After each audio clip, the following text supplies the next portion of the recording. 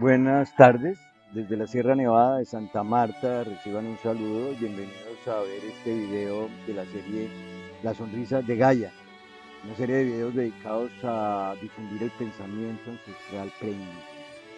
Me encuentro en este momento en un lugar donde hace 1500 años se realizaba una ceremonia muy especial, se llamaba el primer saludo o el gran saludo.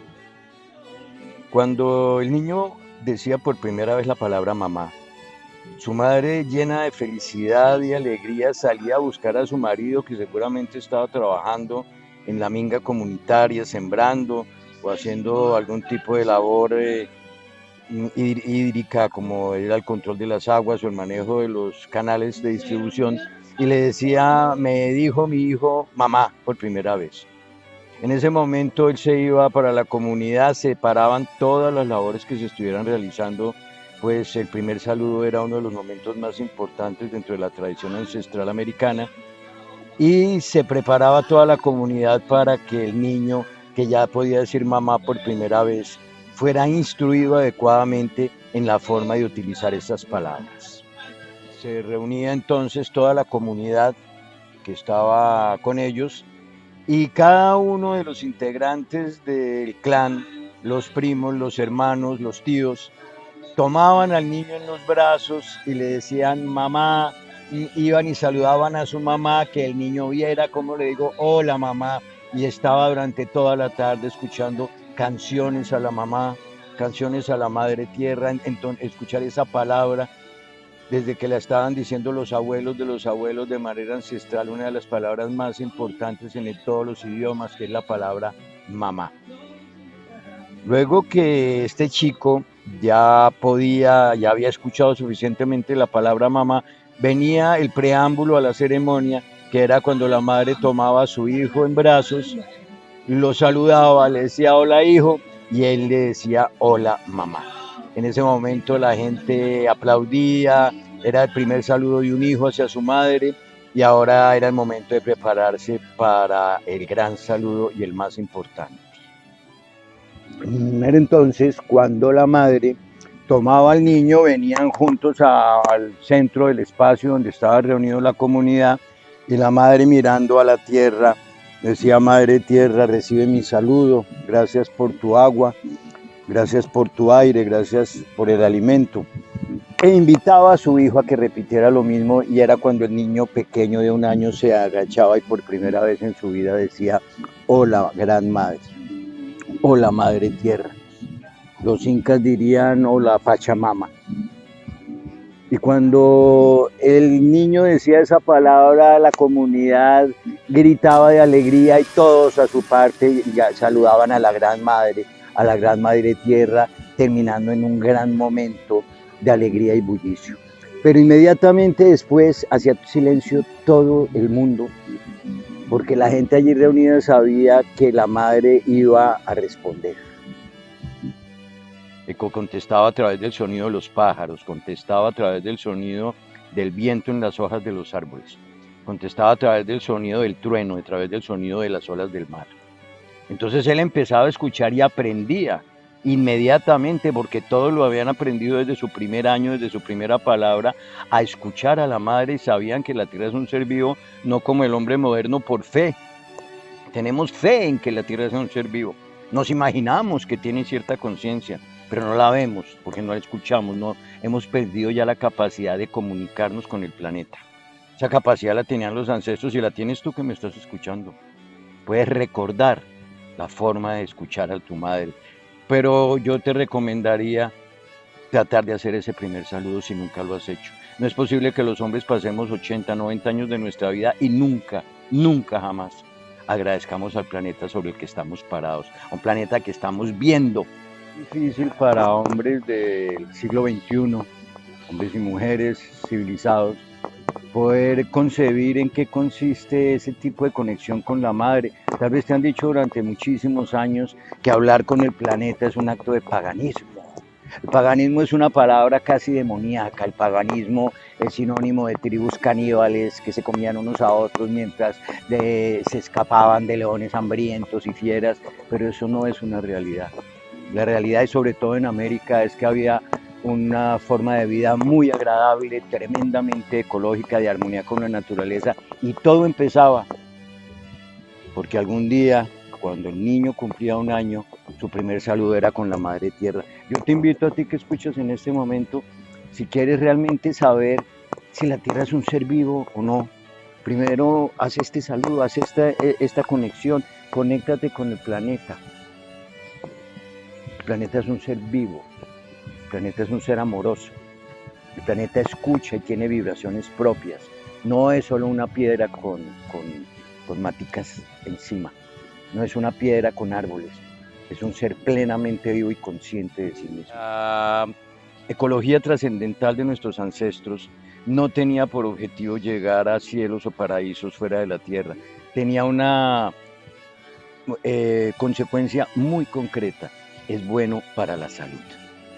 Es bueno para la salud. Es bueno para la salud. El concepto de salud y educación que tenían nuestros ancestros taironas fue un concepto muy elaborado y del cual dedicaremos algunos de los videos de esta serie. Baste por ahora decir simplemente que este primer saludo era la columna vertebral de su sistema de salud y educación. Por lo pronto sí será necesario hacer algunas aclaraciones. Esta serie de videos se llaman o se intitulan Pensamiento Ancestral Preindígena, porque al contrario de lo que las personas piensan, en América no ha habido dos grandes momentos culturales, es decir, antes del descubrimiento y después del descubrimiento, o de la conquista, o de la invasión, o el nombre que queramos decirles, es decir, de la llegada de los europeos a América. Se piensa que eso fue como el gran quiebre histórico y cultural de nuestro continente, pero realmente esto no es totalmente exacto. Antes de la llegada de los europeos a América, ya se había presentado un fenómeno étnico único en la historia mundial, no hay un precedente en ningún otro continente, y es que las culturas existentes en el continente en ese momento, en todo lo largo y ancho, desaparecieron en el año 1000 aproximadamente, y 500 años antes de la llegada de los españoles ya hubo una primera ruptura cultural. Pues a partir del año 1000 en adelante en América cambian los idiomas, cambian las formas de manejar las aguas, cambian las formas de las cerámicas, cambian los lenguajes utilizados a nivel pictórico, cambian la forma de construir las ciudades y de los liderazgos, cambian las formas de ejercer los liderazgos religiosos y políticos. Y fue un cambio igual o más drástico que el que tenemos actualmente cuando llegaron los europeos, con que pasó lo mismo, cambiaron los idiomas, cambiaron las costumbres. Nosotros en este momento somos un continente totalmente en mestizaje, donde se vinculan muchas culturas, y en el año 1000, es decir, hace 1000 años, existieron en América unas culturas que llamaron unos preindígenas. Primero porque nunca tuvieron contacto con los europeos que contactaron con unas tribus que en América eran unas etnias relativamente nuevas. El imperio inca, el imperio azteca son muy nuevos en América, empiezan en el año 1200 aproximadamente. Todas las etnias que nosotros tenemos en América en este momento y que pueblan el continente tienen una edad aproximadamente de 800 años. Los aztecas, los incas, todas las etnias muiscas, los arhuacos, los cogis, las etnias norteamericanas de los apaches, los sioux, los navajos, los hopis. Todas estas etnias tienen una edad de únicamente 800 años. De estos 800 años, 500 años han sido en colonización europea y solamente 300 años fueron independientes como culturas. Mientras que las culturas anteriores, que llamáramos preindígenas o estrictamente ancestrales, tuvieron historias de 2000 años, de 1500 años, que fueron culturas muchísimo más maduras, muchísimo más tecnificadas a nivel científico y con muchísima mayor profundidad teológica y semiológica a nivel de idiomas. ¿Qué pasó con ellos? Bueno, cuando llegaron a América, los primeros científicos europeos específicamente fueron españoles, porque los ingleses llegaron mucho después. Estos científicos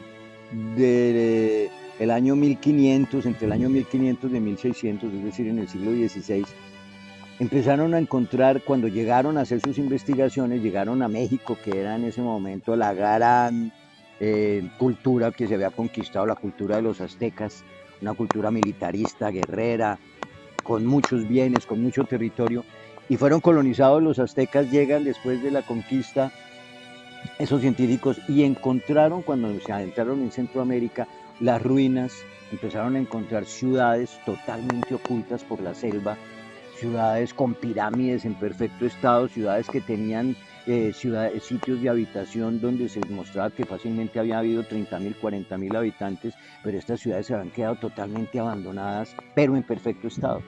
Le preguntaron entonces a los aztecas quiénes construyeron estas ciudades y los aztecas no atinaron a decir, solo decían nuestros ancestros.